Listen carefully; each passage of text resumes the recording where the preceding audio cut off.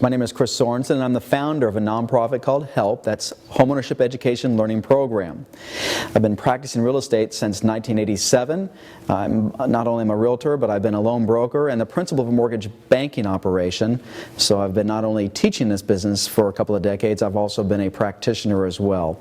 And I'm now I'm honored to be the author of California's financial literacy program in a book called Financial Sense to White Picket Fence, in which I teach the 4 B's: budgeting, borrowing, buying, and beyond, in that order.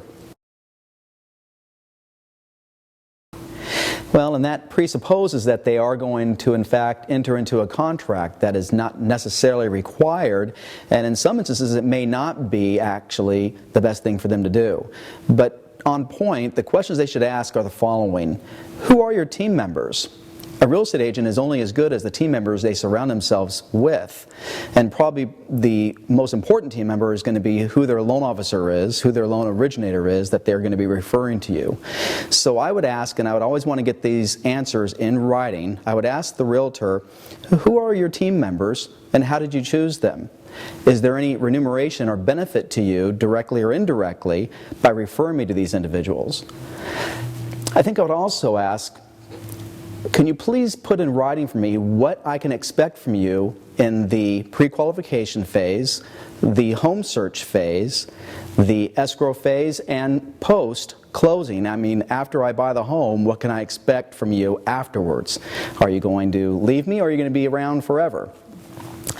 And then finally I would ask, what do you expect from me as a buyer? And put that in writing. Most of us are let down oftentimes because of the expectations not being met, and the best way to eliminate that, or at least mitigate it, is to put what you expect in writing. Probably integrity. We put a whole lot of emphasis on the nonprofit HELP. We put a whole lot of emphasis on ethics and fiduciary responsibility, meaning putting the client's interest above your own. If a professional will do that, put fiduciary responsibility above all else, most things will fall into place pretty well. So I would say integrity is probably number one.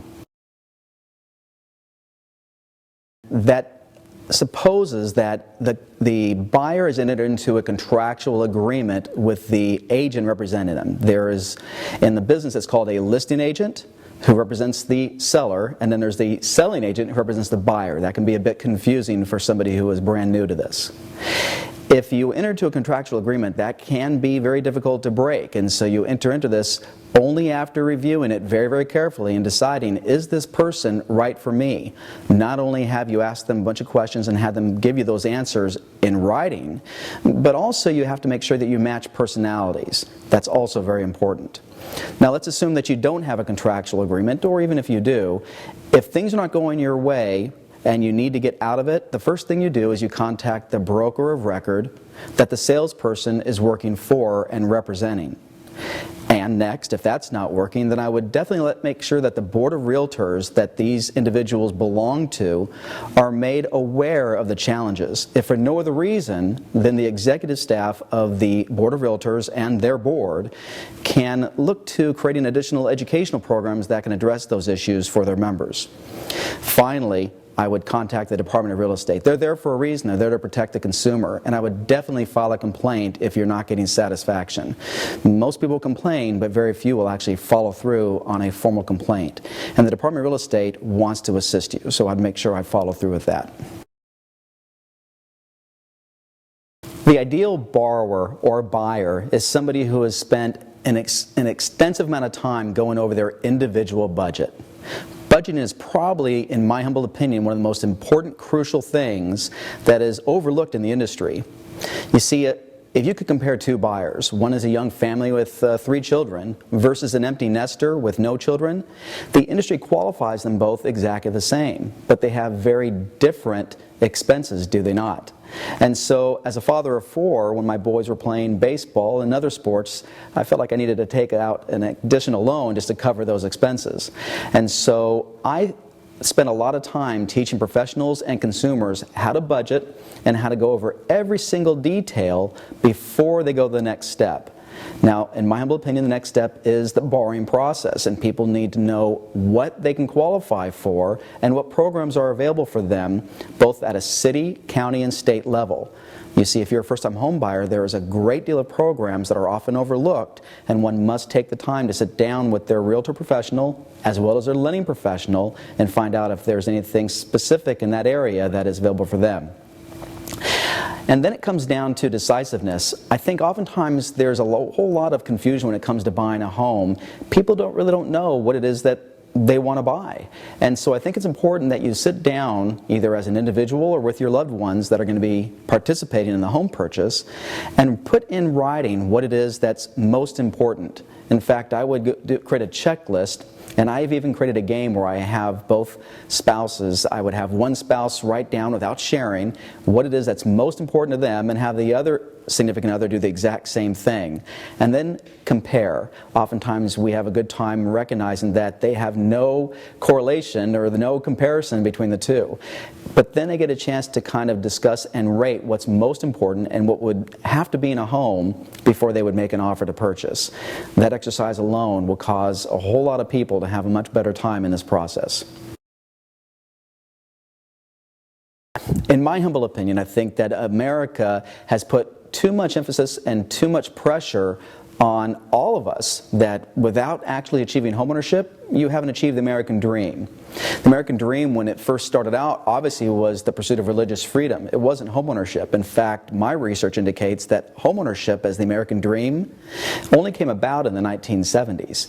So by and large, most people need to recognize that this is a large commitment. It's not just the payment. There's a whole lot of issues with respect to maintenance, taxes, insurance, and in California, we even have a thing called bonds that are associated with most homes that they're going to be buying. And so I think this is something that people need to enter into very, very cautiously and make sure that they want to set down roots and look at this as a very long-term strategy for them and their loved ones. This is not something that you just do, especially on a go-forward basis. Albert Einstein called compounding interest the eighth wonder of the world for a reason. There is no comparison. And when you understand how dollar cost averaging, now that may be a very technical term, or compounding interest works, you can get very, very excited even as a young person. Putting just a little bit of money away each and every week, and I say week, not month, because kids, like adults, we need mini goals to feel successful in all that we do. If I was giving advice to any young person, I would say there's 4 keys to success in virtually anything you're going to do in life. Decide what you want, decide what you're willing to give up for it, set your priorities, and then just simply go to work. And so if saving money for any purpose, a car, college education, a down payment on a home, deciding what you want is the first step. Well, then what are you willing to give up for it? Sometimes you might not be able to go out for pizza or go to a certain dance or any other activity because you're going to budget and put money aside because you have a future, you've got future plans that are most important to you.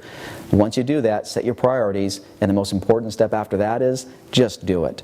And it can be very, very rewarding, not just now, but when you buy the car and you buy the home and 90% of your peers do not, that's going to feel really good. Consider me the consumer advocate. I'm the real estate and banking expert, again, that has been funded and sponsored by the County of Riverside in Southern California. And again, I was honored by the Department of Real Estate to be asked to create a book and a program called Financial Sense to White Picket Fence.